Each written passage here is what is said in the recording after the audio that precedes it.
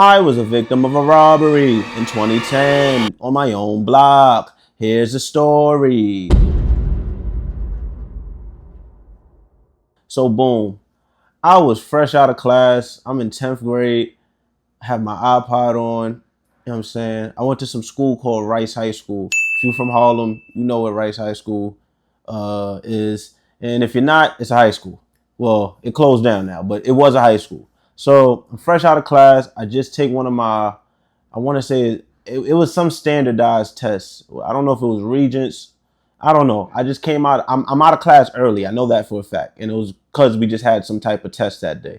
So uh, I'm walking home.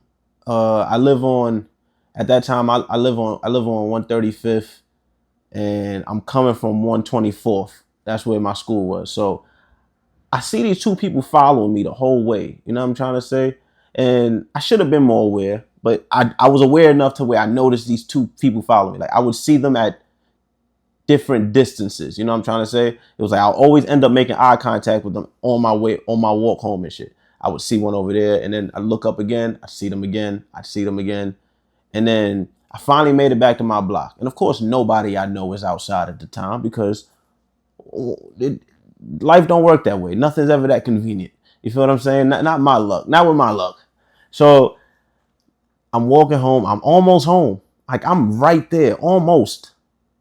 I just get put in a headlock. I'm this random headlock. Niggas digging through my pockets. They take my phone and they take my iPod. Now this is the time iPhones were a thing, but everyone didn't have an iPhone type shit. So you had an iPod still, and I had some bum ass LG phone. So they holding the iPod in the phone, and they look at me. You know what I'm saying? Like, yo, you try to do something. You know what I mean? We're gonna jump you this and the third, making threats, all that shit.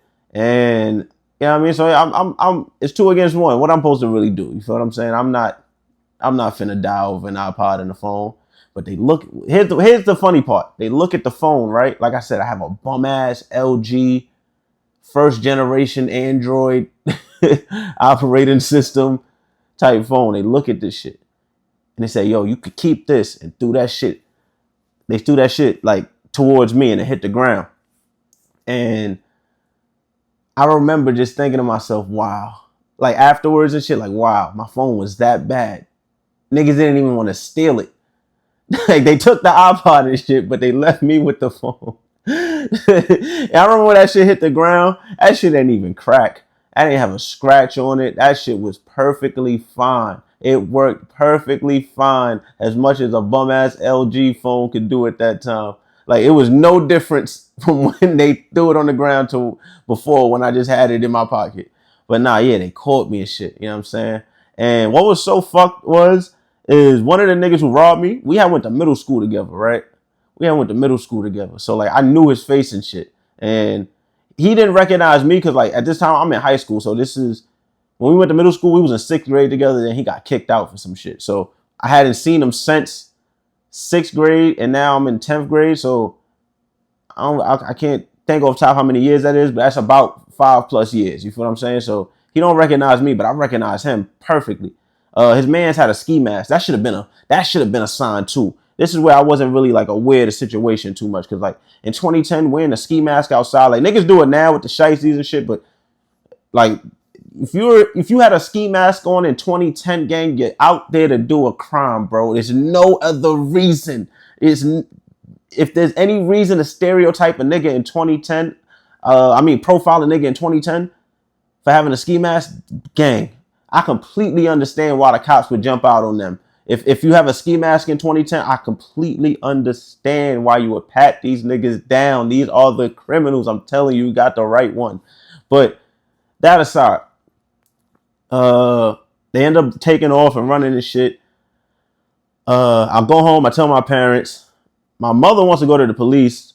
I'm not about to go tell my mom, no, we're not going to the police. I'm not snitching, this, that, and the third. So I end up just giving wrong information. I don't give the right information at all. But we end up going to the police type shit.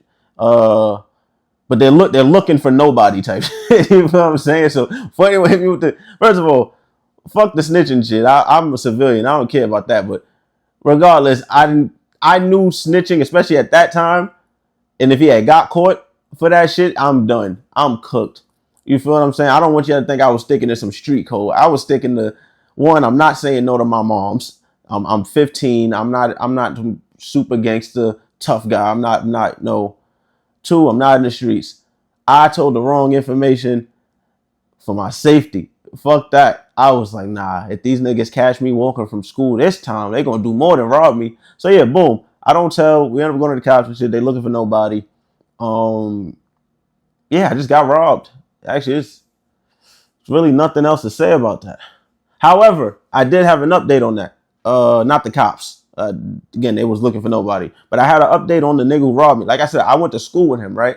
For that like one semester or year or whatever in middle school. But I went to school with him, so like I still recognize his face. So fast forward, it's 2014 now. The robbery was in 2010, so it's 2014 now. I'm just on Facebook and shit, and I see a rest in peace thing